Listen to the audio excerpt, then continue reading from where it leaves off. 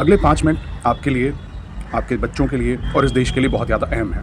तो आपसे अनुरोध है, केवल और केवल 5 मिनट का समय दीजिए ताकि आपको इस देश के साथ जो गद्दारी हो रही है उसके बारे में सुचेत कर सकूं और आप सभी से एक छोटा-सा अनुरोध कर सकूं, जिससे आपके आने वाला कल, आपके बच्चों के आने वाला कल और इस देश का कल सभी संभाले जा सकते हैं, बचाए जा सकते हैं। आज अरावली का मुद्दा बहुत ही बड़ा मुद्दा बन चुका है और इससे शायद अब पूरे देश को समझ आ गई है कि सुप्रीम कोर्ट में बैठे हुए जज और जो ये फर्जी सरकार है, ये दोनों ही देश के हित में नहीं काम कर रहे।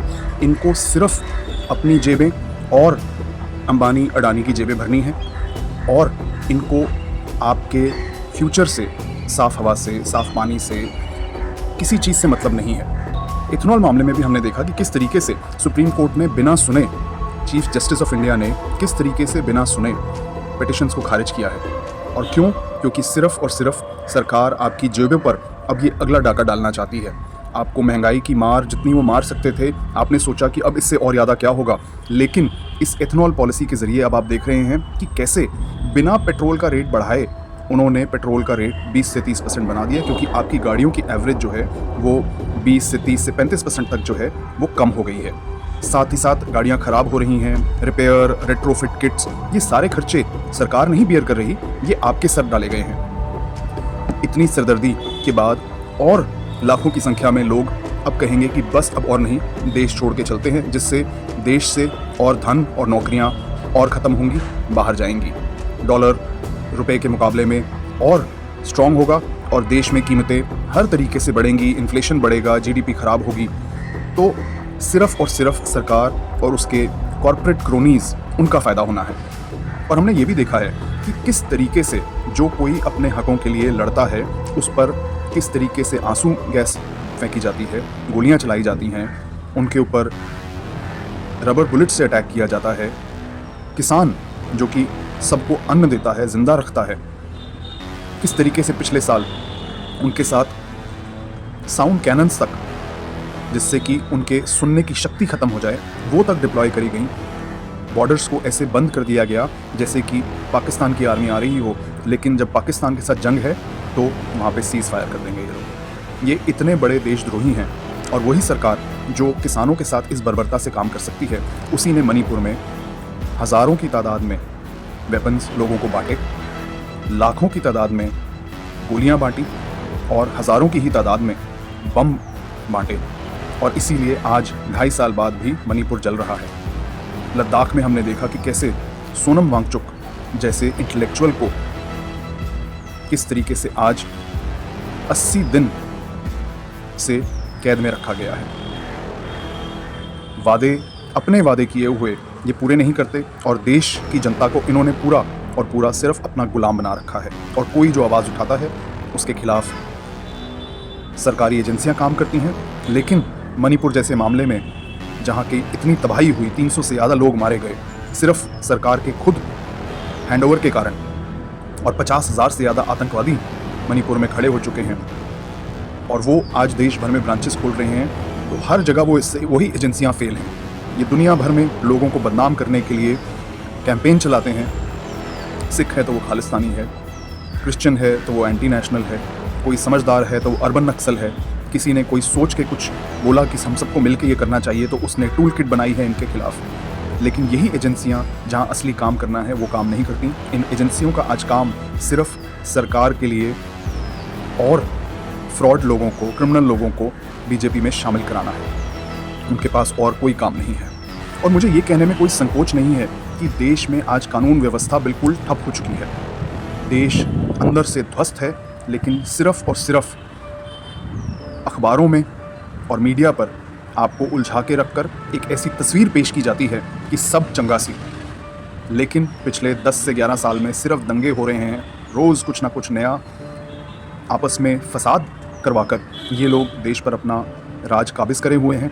और जब तक इनको गद्दी से हटा के आप बाहर नहीं फेंकेंगे, किसी की भी दुविधा सुलझने नहीं वाली, ये और उलझेगी।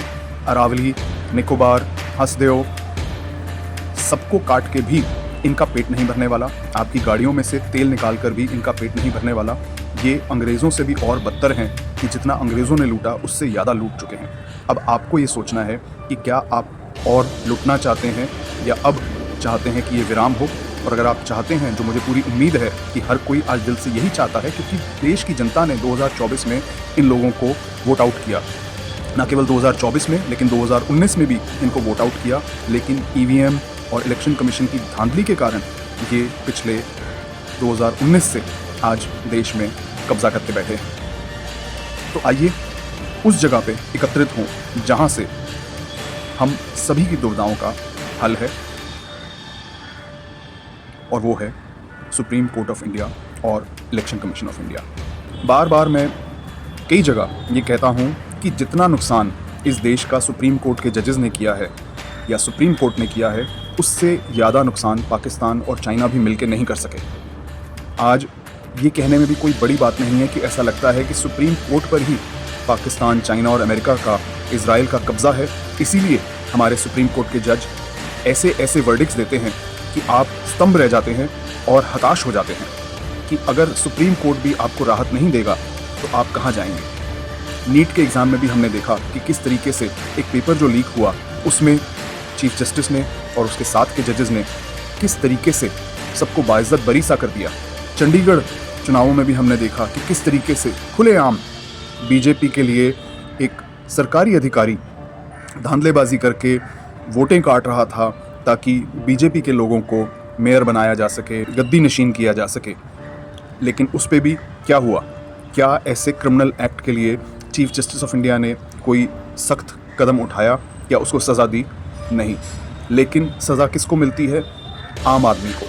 आज देश में साफ़ हवा, साफ़ पानी नहीं है, लेकिन वो सब सुप्रीम कोर्ट के जजेस की प्रायोरिटी नहीं है, और प्रायोरिटी है कि हम किस तरीके से और जंगलों को काटने दें और देश में तबाही हो, ताकि आने वाली पीढ़ियां जो हैं वो सांस भी ना ले सकें।